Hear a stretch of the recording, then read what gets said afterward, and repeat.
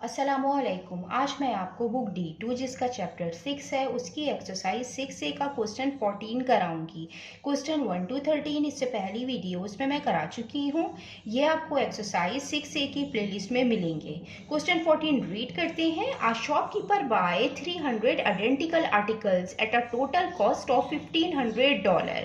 Question में हमें given है कि एक शॉपकीपर है जिसने बाय किए हैं 300 आइडेंटिकल आर्टिकल $1500 में। मीन्स यहाँ पे जो टोटल कॉस्ट प्राइस है 300 आइडेंटिकल आर्टिकल की वो $1500 है। He sell to 60 article at a price that is 20% above the cost price. Shopkeeper ने 300 आइडेंटिकल आर्टिकल में से 260 आर्टिकल को सेल कर दिया है 20% above the cost price. Each of the remaining article is sold at a price that is 50% of the selling price of each of the 260 article.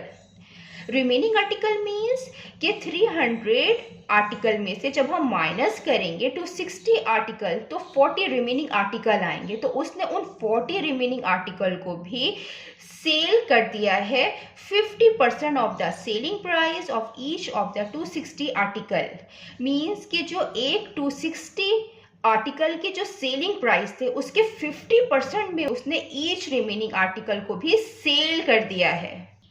Express the shopkeeper profit as a percentage of his cost price. यहाँ पे हमें shopkeeper का profit find करना है as a percentage of cost price. सबसे पहले जो हमें गिवन है, हमें टोटल कॉस्ट प्राइस गिवन है 300 आइडेंटिकल आर्टिकल्स के, वो हम यहाँ पे लिख देते हैं।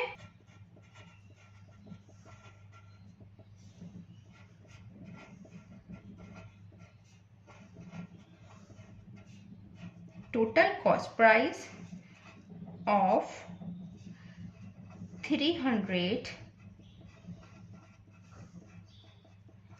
identical article is $1500।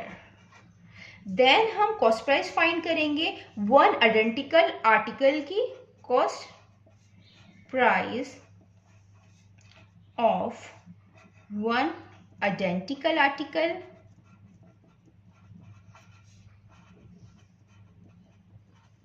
ये इक्वल होगी $1500 को जब हम डिवाइड कर देंगे 300 आइडेंटिकल आर्टिकल से। ये 2 0 से 2 0 कैंसिल हो जाएंगे। 3 1 टाइम 3 3 5 टाइम 15। जो कॉस्ट प्राइस आएगी वन आइडेंटिकल आर्टिकल की वो आएगी $5। सेकेंड स्टेप में ये फर्स्ट था और ये सेकेंड है। स्टेप बाय स्टेप करेंगे हम इसको। ही cell 260 articles at a price that is 20%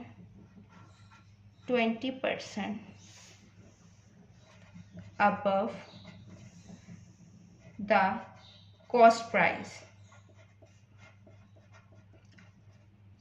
then हम इसके वन आर्टिकल के सेलिंग प्राइस फाइंड करेंगे। Selling price of one identical article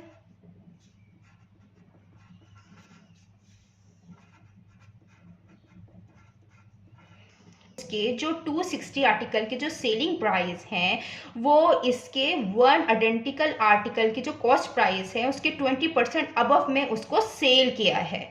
इसके वन आइडेंटिकल आर्टिकल की जो कॉस्ट प्राइस है वो $5 है, उसको 20% अबव में उसने सेल किया है तो 20% ऑफ $5।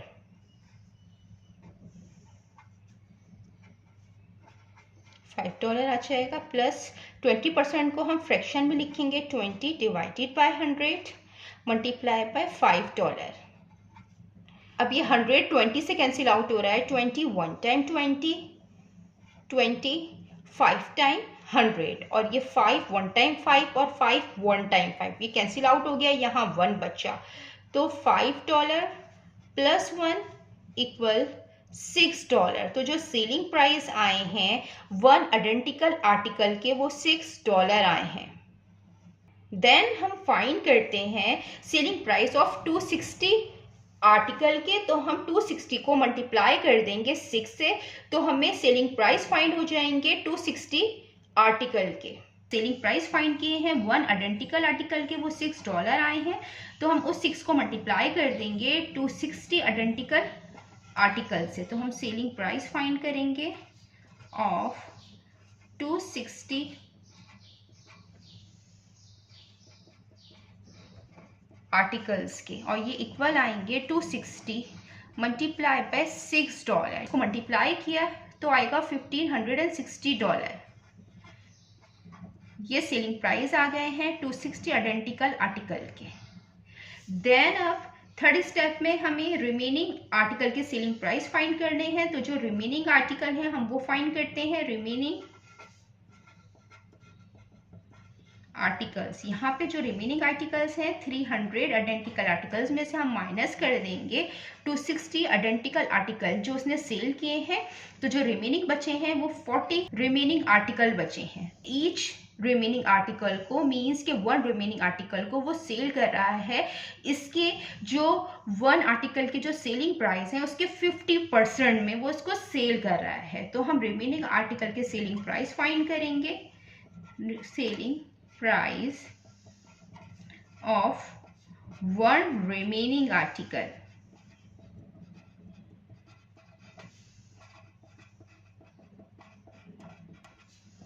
ये 50% ऑफ $6 आएगा, क्योंकि ये जो $6 है ये 1 आर्टिकल के सेलिंग प्राइस है 260 आर्टिकल में से। यहाँ पे अगर हम डायरेक्ट लिखना चाहें इसका 50% तो हम $3 भी लिख सकते हैं, और अगर इस तरीके से करना चाहें तो आप इस तरीके से भी इसको कर सकते हैं। ये परसेंटेज में है, हम इसको फ्रैक्शन में लिखेंगे, और यहाँ पे $6 आएगा, और 50 1 टाइम 50, 50 2 टाइम 100।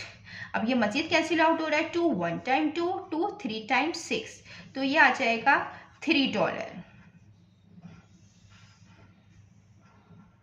वो 50% में 1 रिमेनिंग आर्टिकल को सेल कर रहा है, तो ये $3 में सेल कर रहा है। तो अब हमें यहाँ पे मैं शॉर्ट फॉर्म में लिख रही हूँ selling price of 40 remaining article के, तो जो 40 रिमेनिंग आर्टिकल के सेलिंग प्राइस होंगे हम 40 को मल्टीप्लाई कर देंगे इस $3 से, 40 multiply by $3, $120।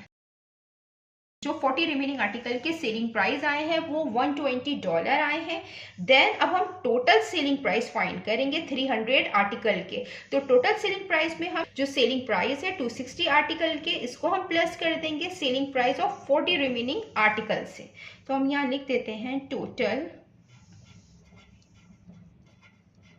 Selling price of 300 identical article. Identical means एक जैसे आर्टिकल,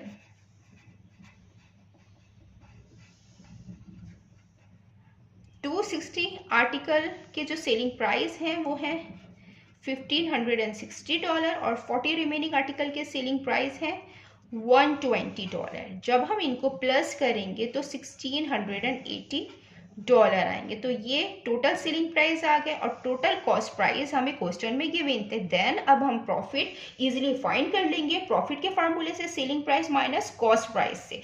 देन फिर हमें जो क्वेश्चन में प्रॉफिट परसेंटेज फाइंड करनी है वो हम फाइंड करेंगे। कॉस्ट प्राइस गिवन है क्वेश्चन में, वो हम यहाँ पे लिख देते हैं $1500, और जो सेलिंग प्राइस हमने फाइंड किए हैं वो हम यहाँ पे लिख देते हैं $1680। देन हम प्रॉफिट फाइंड करेंगे, क्योंकि हमें प्रॉफिट परसेंटेज यहाँ फाइंड करनी है, तो प्रॉफिट इक्वल होता है, प्रॉफिट का जो फार्मूला है वो selling price minus cost price के इक्वल होता है। सेलिंग प्राइस हमने फाइंड किए हैं $1680, और कॉस्ट प्राइस हमें ऑलरेडी क्वेश्चन में गिवन थे $1500। जब हम इसको माइनस करेंगे तो $180 आएगा प्रॉफिट। देन अब हम प्रॉफिट परसेंटेज फाइंड करेंगे, जो प्रॉफिट परसेंटेज का फार्मूला है वो इक्वल होता है profit divided by cost price, क्योंकि यहाँ पे हमें profit percentage as the cost price find करनी है। प्रॉफिट जो हमने फाइंड किया है वो $180 है। इसको हम डिवाइड कर देंगे कॉस्ट प्राइस से। यहाँ पे जो कॉस्ट प्राइस हमें क्वेश्चन में गिवन थी वो $1500 थी, मल्टीप्लाई बाय 100%। ये 2 जीरो से 2 जीरो कैंसिल हो जाएंगे और ये 15 1 टाइम 15 12 टाइम 180। ये डॉलर से ये डॉलर कैंसिल हो जाएगा और जो यहाँ पे जो प्रॉफिट परसेंटेज आएगी वो आएगी 12%, जो हमें यहाँ पे फाइंड करना था, प्रॉफिट परसेंटेज फाइंड करनी थी और वो आई है 12%। जितना मैंने एक्सप्लेन किया है, अगर इसमें कोई भी क्वेरी है तो आप कमेंट्स में पूछ सकते हैं। अल्लाह हाफिज।